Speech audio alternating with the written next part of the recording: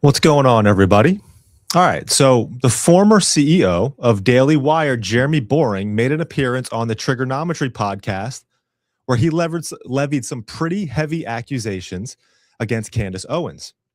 Candace responded by exposing the truth about why Jeremy had to part ways with Daily Wire, and it's bad. Also, after the fact, others piled onto this and took Candace's back, as you're about to see.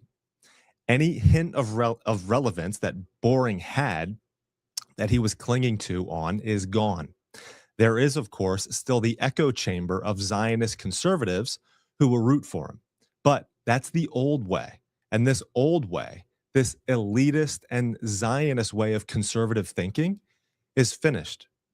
This is something that Charlie Kirk was clearly becoming aware of in the last 6 months of his life. It's why there needed to be an intervention for him in the Hamptons. It's why Bibi Netanyahu had to speak with him. It's why the Zionist donors had to threaten and morally blackmail him until he lost his life. What made Charlie vulnerable was that he allowed Zionists to infiltrate his organization.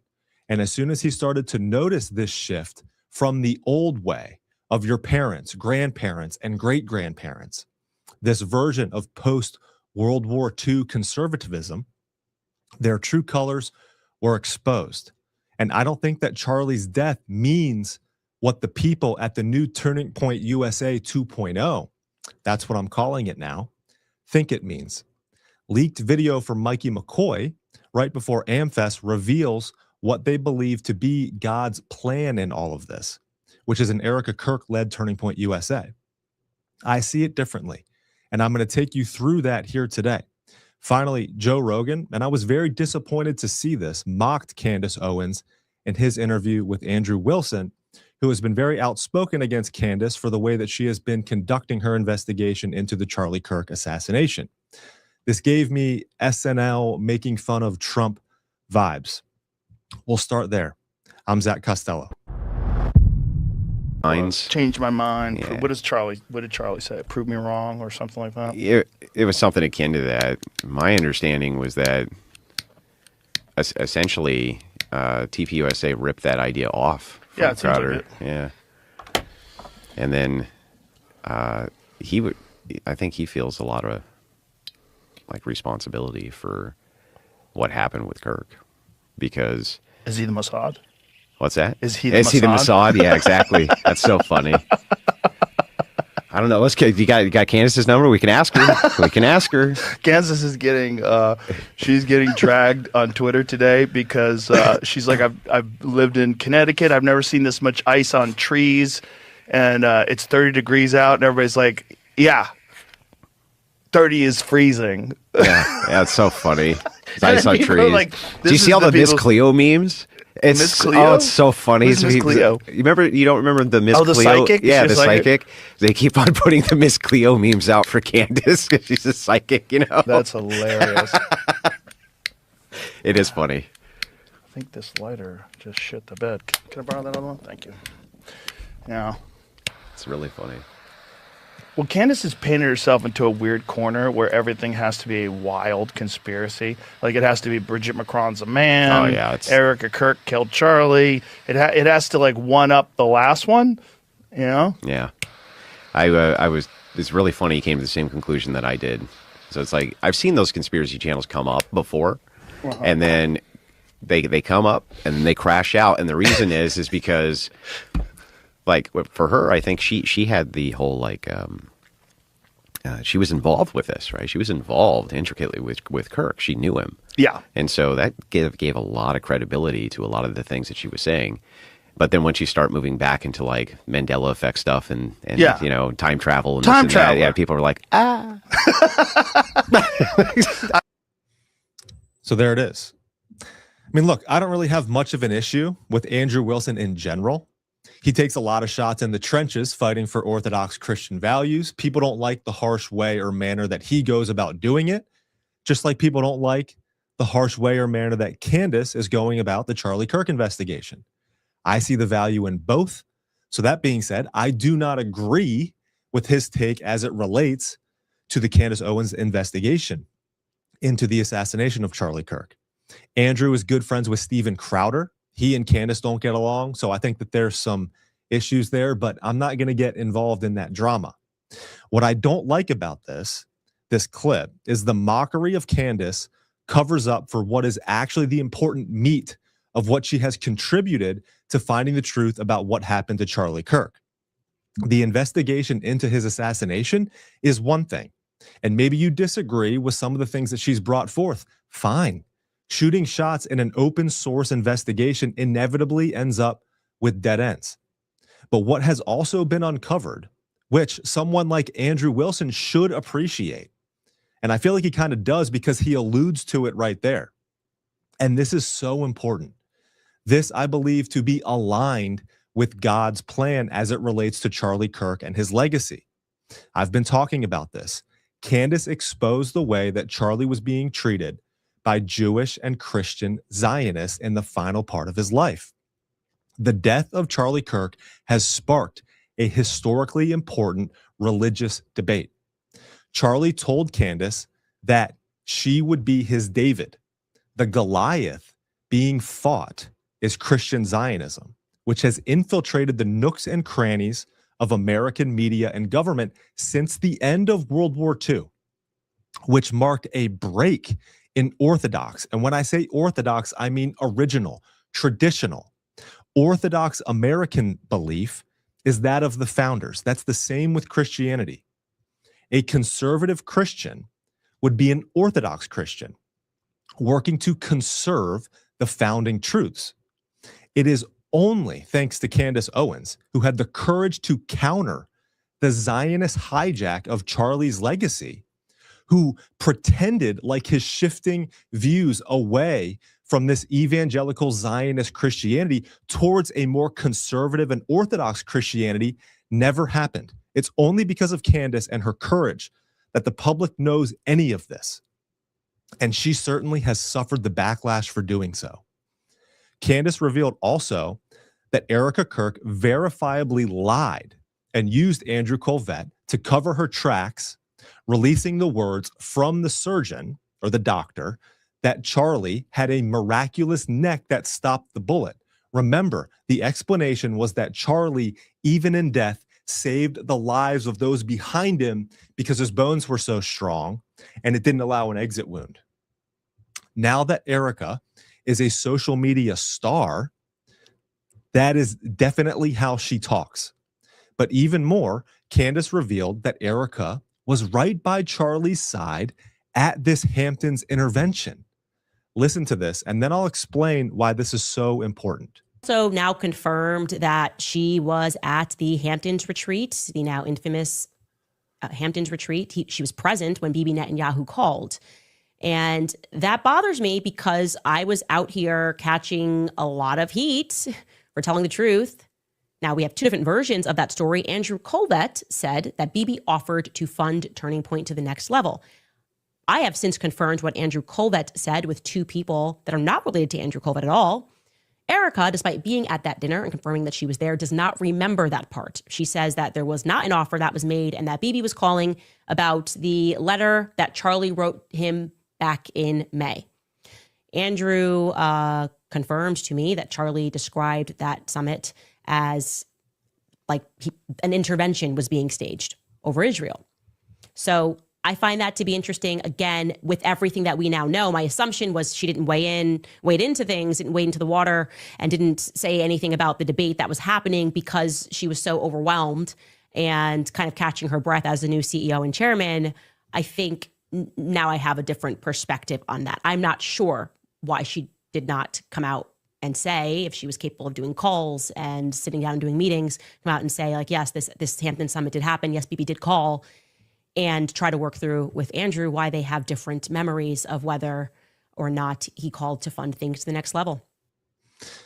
You see, I don't believe for 1 second that Erica doesn't remember what happened on that call with Bibi Netanyahu. What is also important to note is that Erica was right there while all of these Zionists were coming after Charlie and the direction of Turning Point USA. If Charlie was expressing his frustrations with Patrick Bet-David, Tucker Carlson, Megyn Kelly, and even texting his Jewish friends that he had no choice but to leave the pro-Israel cause. Are we supposed to believe that he never said anything to Erica about any of this? Erica says that she has the journals saying the direction that Charlie wanted to take Turning Point USA. Why then is not every Zionist associated with Turning Point USA fired? No. Instead, it looks like the ones that are getting fired are the ones who oppose the Zionist direction. Andrew Colvett, he was the individual closest to Charlie at Turning Point USA. And in the moments after Charlie was killed, he panicked and told Candace and Tucker to watch out. He unloaded a whole bunch of information to Candace as she's been talking about. He is the one that gave that text message thread of Charlie saying that he was turning from the pro-Israel cause to the feds because he deemed it relevant evidence. And now he is as quiet as a church mouse on anything having to do with that. You see, the people at Turning Point USA 2.0 think that it was God's plan for Erica to be in charge. Here is the most wonderful, supercalifragilisticexpialidocious Mikey McCoy saying as much. Listen. Staff meeting because Charlie had to fly back to Palm Beach with the president. And it's crazy to look back and you just kind of see the Lord kind of knitting his own beautiful image that sometimes we just don't always see. But we're blessed to be here for the second staff meeting at Amfest with you. Yeah. God knitting that beautiful image that we do not always see. Yeah, I don't observe that the same way that Mikey McCoy does. How could any Orthodox conservative Christian? I argue that Charlie Kirk was working to pry himself and his organization from a false belief towards the truth. Charlie also stood for traditional Christian family values while he was alive. He also had a second to none ground game and his finger on the pulse of the people in America. Turning Point USA 2.0 is back to Christian Zionism, run by a woman whose kids are now in daycare or with a nanny or however they have it set up. It's certainly not conservative Christian. It's not that model that Charlie and Erica duly stood for when Charlie was alive. Dare I say, it's a feminist organization now with a leader without the dynamic it factor personality and also who is running the ground game, who is talking on a daily basis with the students in America. That was the foundation of how Turning Point USA was built. Charlie going on college campuses. Erica isn't doing it. This groundedness and understanding of the people is what made Charlie and his Turning Point USA such a powerful and influential force. It's also how he sensed the shift from Christian Zionism. Given what we know, I do not see the Erica Kirk-led Turning Point USA 2.0 honoring Charlie's legacy and direction that he wanted to take it in. And I see a hole in the market for an organization that can fight effectively for truly conservative Christian and American values. Look, I'd be lying if I didn't say that I feel called to start this type of organization. You know what? I'm just going to say this. This summer, I was pretty burned out on content creation. I was very passionate about advocating for the Trump campaign before, during, and after the election. But then I was a little turned off by some of the things that were going on. And I felt I'd got myself stuck as kind of like a MAGA Trump fanboy influencer. And I wasn't proud of that. I questioned what I was doing. And I thought very seriously about just going less on the daily content creation and focusing more on the business that I've been building up over the past 7 to 8 years. I have a good team and we do around $3 to $4 million a year, and they take care of a lot of stuff for me. It gives me time to do this. But my thought was, if I just go all in and focus on it, I could build it up to 10 million. We'd be good to go. Wouldn't have to worry about money anymore. And the rest is history. Anyway, Then came September 10th, 2025. Charlie was assassinated, and we observed a man being publicly executed for standing ultimately for these same traditional American and Christian ideas that we've been talking about. I took it personally, and that night I had a dream. I had a dream, strangely, that I was on stage at a Turning Point USA event, which is funny because given what I'm talking about here, that ain't ever going to happen. And people were chanting at me, but they were using the name Charlie, which is weird, and I'll continue. It was very vivid, and I felt like Charlie Kirk was there, even though I've never met him in person before. I've also never told anybody this, but I felt his presence for sure. What sparked in me was a fire, and after realizing that if people are willing to kill for these ideas, that this is the most important work that I can be engaged in. Now fast forward, and this is very strange, and I'm going to make a personal family announcement to you all right now. My wife is expecting our 6th baby, and this was completely unexpected. For all of you guys that might practice NFP or you know what that is, then you might understand what I'm talking about. But after telling our other kids, they started throwing out names. They named a bunch of them, and the name Charles came out of, I think, my daughter mentioning it. My wife and I looked at each other and we were like, Charlie Costello, like we actually kind of like it. And I think that's kind of what we're leaning towards if it's a boy. I'll let you guys know.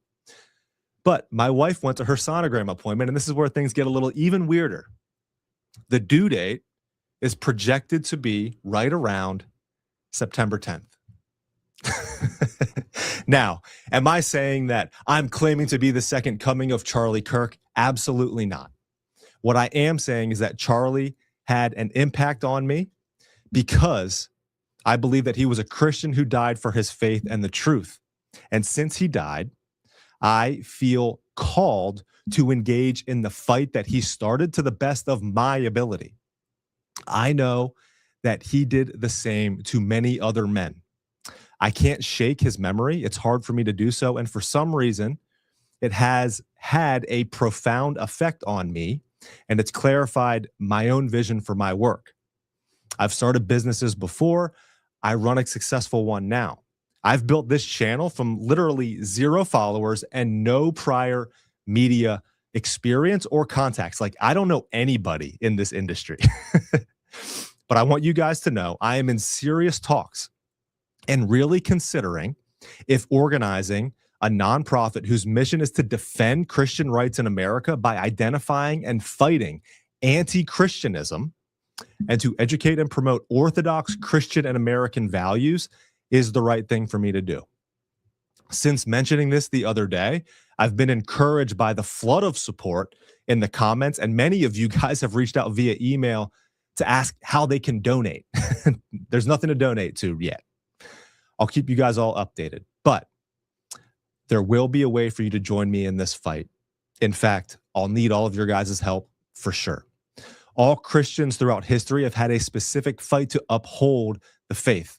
And this is the fight of our time for a country that upholds and protects our rights to speak and worship Christ. So the former CEO of Daily Wire, Jeremy Boring, made an appearance on the Trigonometry podcast where he levied some pretty heavy accusations against Candace Owens. Candace responded by exposing the ugly truth about why Jeremy had to leave and part ways with the Daily Wire, and it's bad. Even more, you're going to want to see who piled onto this after Candace did. Watch. Owens is engaged in as I see it, Candace is engaged in a project of self-aggrandizement. I've asked Candace on 2 separate occasions, what do you actually believe? And on both occasions, she told me, I believe what the people believe. I am the voice of the people.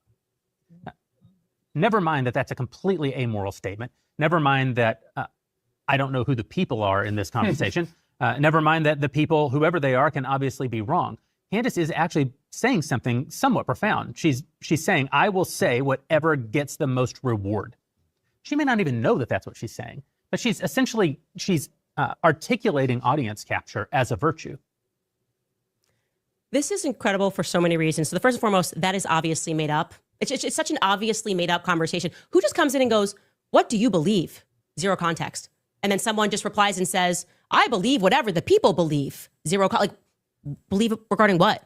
Are we talking about faith? What are we talking about? The transgender movement? We don't just ask someone. I asked her 3 times. She said, I believe whatever the people believe because I just want clicks, which is why she took this path of going up against Black Lives Matter as a Black person and putting on a Trump hat, because the easy route, that was obviously the easy route to get clicks back in 2016.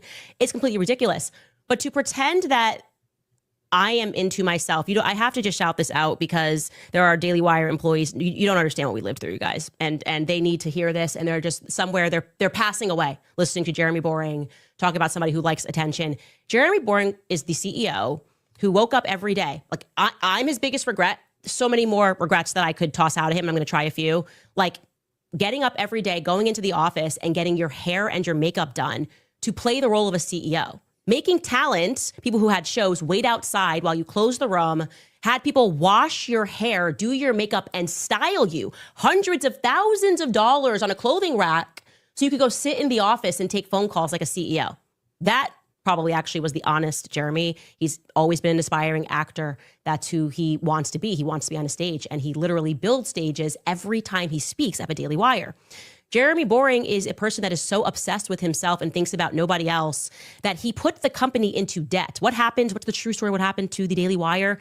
Jeremy Boring was wanting to live out his boyhood theater kid dreams, right? He flew out virtually the entire company to Hungary to bring a book that he read in middle school to life on a budget that would make HBO blush, paying to transport bulls across the continent of Europe, and in the process, obviously plummeting a once financially healthy company into the ground. I am told, last number I heard, was $67 million spent on a high school dream. So much money that he had to borrow, empty his savings account, borrow money personally from Ben Shapiro to make ends meet because he couldn't let go of his high school dream. That's not ranking as his number one regret. So Candace went on to say that because of all of this, Jeremy had a mental breakdown. I want to say this, though. Look, and I have no idea whether what Jeremy says is true. It honestly doesn't pass the sniff test for me. It seems like it's not a conversation that normal people would have with each other. I'll take things that never happened for $500, please. Also, Candace took the harder way. She went against the mainstream. And that's very difficult to do. Operating as an independent and talking about controversial things and not being a partisan is very difficult. You get heat from all sides in that scenario. It's the hardest path. Finally, this argument of self-aggrandizement on social media, come on, guys. It's kind of part of being a social media personality. Like, you're promoting yourself and your ideas. This is like accusing an athlete of being too athletic. Listening to other people listening to other media people condemn other media people for seeking attention is seriously the stupidest argument that I've ever heard. But I want you guys to look at this. The top comment underneath Candace's video that she did yesterday, pinned, was from Brett Cooper's mom, who wrote, "Brett's mom here. Thanks for revealing part of what Brett legally cannot reveal. And thanks for being an incredible friend and non-compromised soldier for truth." Okay, Candace responded, but there's this response that I want to show you where she went even deeper on X. And this is just, again, a bad look for Daily Wire here. She wrote this in response to somebody posting that Brett Cooper's mom had done this, and she wrote this in response to this about Brett Cooper, who was muzzled by the Daily Wire. Look, I didn't scratch the surface of what they did to that poor girl. She wasn't even making a lot of money at Daily Wire, but they tried to bankrupt her via lawsuits on her way out as a consequence for simply wanting to leave because Jeremy was a literal maniac who wanted dominion over her personal life. They then tried to create a conspiracy via influencers that they pay on X, sounds familiar, to make the public believe that I had brainwashed her into this decision. You can go on and read that, but I'll read this final sentence here, which I think is really good. There's something wrong with the Daily Wire, essentially, and it operating like a cult. Fox News has not stalked, sued, and followed Tucker Carlson. They just fired him and immediately moved on. Consider the difference. Yeah. And that follows. It's this whole you either condemn and denounce or we're done with you type of behavior that we are seeing time and time again from this side.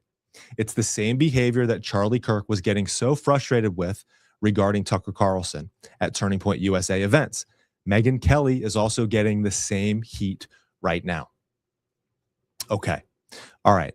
I want to get to some of your guys' comments today. I've learned that super chats help grow your channel.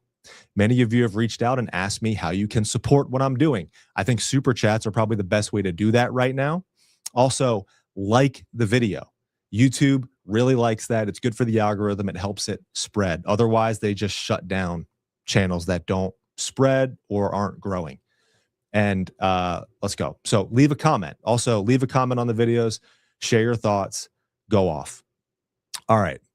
One of the comments that I wanted to get to, which I thought was pretty funny, even though it was a shot at me, but I appreciate that, is look at this.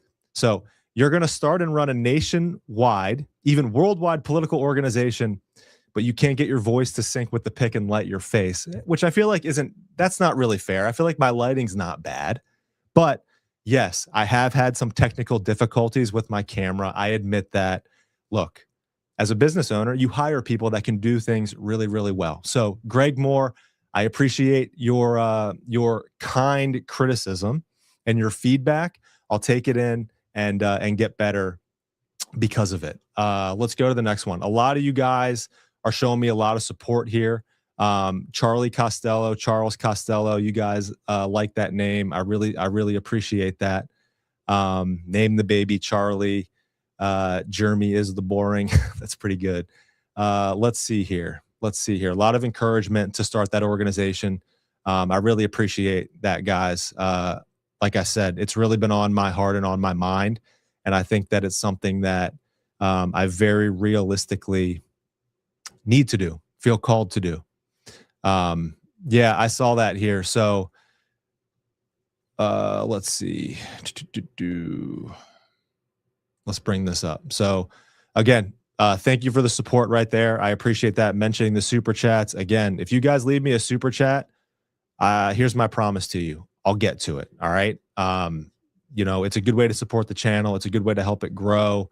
YouTube really rewards these lives for the super chats. That's how the algorithm works. So again, I appreciate you. So thank you for that donation there. Thank you for that support. Ginger Teller, again, thank you for the support. Thank you for that super chat right there. I appreciate you. Again, like I said, these are one of the best ways to support the channel here.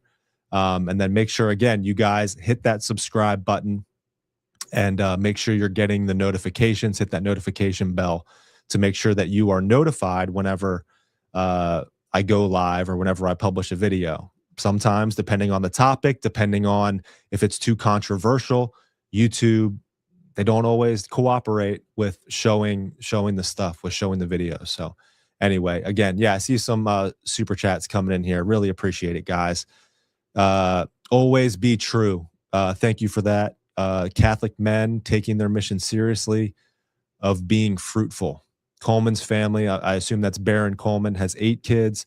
The Costello family has 6 kids. Yeah. I think this is important, guys, especially us men of faith. This is a time in history where I truly believe we need to step up. There's a cross for us to pick up and carry. And this is a very important time in history for us to do so. Building ourselves up from from boys into men. And that means becoming competent, getting ourselves into shape, taking care of our bodies and minds, getting out into the world and providing for our families so that we can, provide for a wife and for kids. And ideally we can have many kids, so that we can, the world is not having kids. The secular world is is going extinct. Ultimately, we have to have kids if we want human civilization to continue. And I think that is specifically the responsibility of us men of faith. So I appreciate that. And I encourage all of you other young men to get on board and do the same. I know there's a lot of content out there. There's a lot of, red pill content that exists out there. Look, and I get it. It's not an easy path for men. It's a hard path. We like things to be hard. It's good for things to be hard. It's not easy in this day and age, and I get that. But what I can tell you is this: the real thing does exist. The real thing does exist. You can find a good woman. Women, you can find a good man. You guys can have the real thing. It exists, and it's real, and it's worth aspiring to. All right? I believe that fully. That's a hill that I will die on day in and day out. I will die on the marriage hill, the marriage and family, nuclear family, man and woman hill. Okay? That's a hill worth dying on in this day and age. All right, let's keep going. Camille, I think that's how it is. Again, thank you for that generous donation. I really appreciate you. Same. The Bella Stella, I appreciate you. So Stella, okay, that's cool. My design build company that I'd mentioned earlier in the episode is Stello Homes. So the last part of my last name. Congratulations on baby number 6. Thank you. I wonder what my wife's going to say when she finds out that I told all of you guys and told everybody about how she's expecting. Anyway, the reason that I did is because I was so excited. Not excited, but given everything that I've told you or that I relayed to you guys today about the dream, and just about kind of how I feel more called to engage and do this since Charlie passed away. Since that all has been on my mind, and then this potential organization has also been on my mind. When talking with my wife, who came to me yesterday and was like, "Hey, you're not going to believe what the due date is on this baby," which is like 2 weeks later than we expected. It's around September 10th, and I'm just like, "What? Like, that's so weird." So in any case, yeah, thank you, Bella. I appreciate your donation there. Thank you. Elaine Thomas, thank you, Zach. I'm all in for being involved in protecting the believers. Yeah, I appreciate you. I think that's critically important. Again, we have all of these organizations that are set up to protect all of these other groups. Give them credit. Jewish people, they have an infrastructure set up that protects them. They do not want another Holocaust to happen to them. And fine. Like, I can understand the effort. Say what you want. I can understand the effort that they've put into doing this, and I get it. Christians must do the same. Like I said in my show yesterday, we've had it worse, you guys. 70 million Christian martyrs since the time of Christ, all executed for their faith, because of their faith, by secular governments, ranging from Genghis Khan through the Soviet Union, through the Bolshevik Revolution, which took out, like I said yesterday, 55 million Christians. Okay? These numbers are astronomical. We need protection as well. We need an organization. We need something, multiple organizations. Like, we need to build this thing up so that people are, so that we're on offense, so that we're fighting, and that we are going on the offense to protect our faith and our rights. Yeah, it's important, really important stuff.